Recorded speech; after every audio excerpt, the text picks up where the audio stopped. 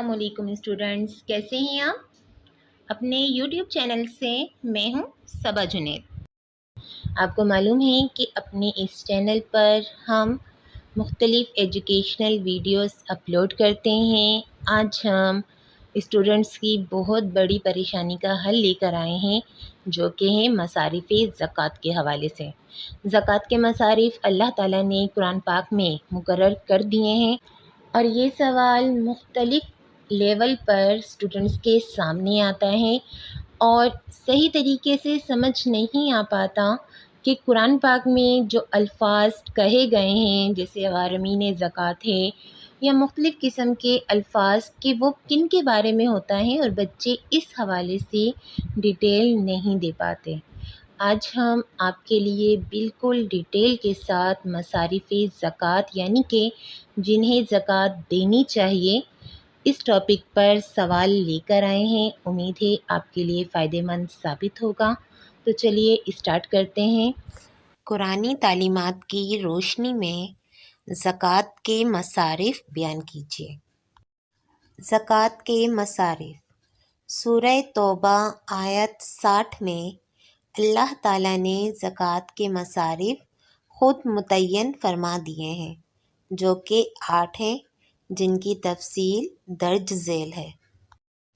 Number 1، فقراء، یعنی کہ ان تنگ دست لوگوں کی اعانت کی جائے جن کے پاس کھانے پینے، اوڑھنے پہننے غرض کے کچھ بھی نہ ہو۔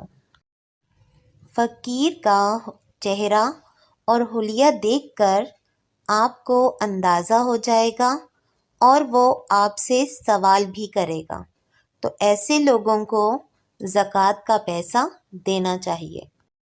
نمبر 2، مساکین، ان لوگوں کی زکوٰۃ کے پیسے سے اعانت کی جائے جو زندگی کی بنیادی سہولتوں سے محروم ہوں۔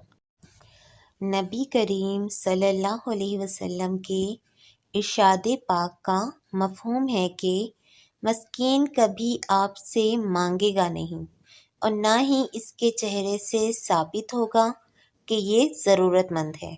پس ایسے لوگوں کو ڈھونڈیں اور ان کی مدد کریں۔ نمبر 3، عاملین، زکوٰۃ کی وصولی پر متعین عملے کی تنخواہیں زکوٰۃ کے پیسے سے ادا کی جا سکتی ہیں۔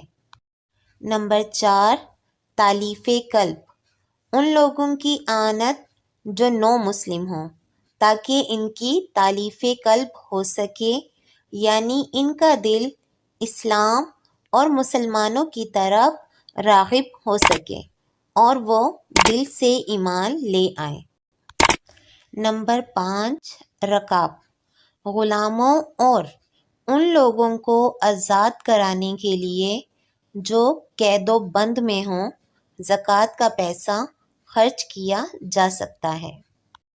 نمبر 6، غارمین، یعنی قرض دار، ایسے لوگوں کے قرضوں کی ادائیگی جو مجبور ہوں اور اپنا قرض ادا نہ کر سکتے ہوں، ایسے لوگوں کو زکوٰۃ کا پیسہ دیا جائے تاکہ وہ اپنی جان چھڑوا سکیں۔ نمبر 7، فی سبیل اللہ، جہاد فی سبیل اللہ اور تبلیغ دین میں جانے والوں کی اعانت میں زکوٰۃ کا پیسہ خرچ کیا جا سکتا ہے۔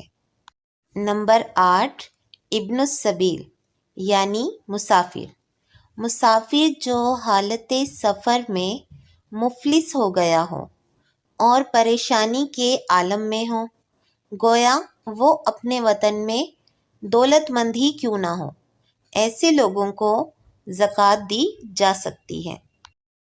نوٹ: زکوٰۃ دیتے وقت پہلے اپنے رشتہ داروں کا خیال رکھا جائے۔ یہاں یہ بات غور طلب ہے کہ جن کی کفالت واجب ہے انہیں زکوٰۃ نہیں دی جا سکتی، یعنی کہ ماں باپ، اولاد وغیرہ۔ پھر اپنے پڑوس اور اپنے محلے میں رہنے والے، بالخصوص جو لوگ غربت کے باوجود سوال نہیں کرتے، کسی کے سامنے ہاتھ نہیں پھیلاتے، انہیں تلاش کر کے زکوٰۃ و صدقات دیے جائیں۔ زکوٰۃ سید گھرانے کے افراد کو نہیں دی جا سکتی۔ اس کے ساتھ ہی زکوٰۃ کے مصارف کے لیے لازمی ہے کہ وہ مسلمان ہوں، کیونکہ زکوٰۃ غیر مسلم کو نہیں دی جا سکتی۔ ہاں، غیر مسلم کو خیرات اور صدقہ دیا جا سکتا ہے۔ تو ہماری یہ ویڈیو پسند آئی ہے تو ویڈیو کو ضرور لائک اور شیئر کیجیے، اور اگر ہمارا چینل ابھی تک سبسکرائب نہیں کیا ہے تو چینل کو ضرور سبسکرائب کر لیجیے، اور اس کے ساتھ ہی بیل کے آئیکن کو بھی پریس کر دیجیے تاکہ ہماری اپلوڈ کی جانے والی ہر نئی ویڈیو کا نوٹیفیکیشن آپ کو مل سکے۔ تو ملتے ہیں اس طرح کی اور مزید ویڈیوز کے ساتھ، تب تک کے لیے اللہ حافظ۔ اللہ آپ کا اور ہمارا حامی و ناصر رہے۔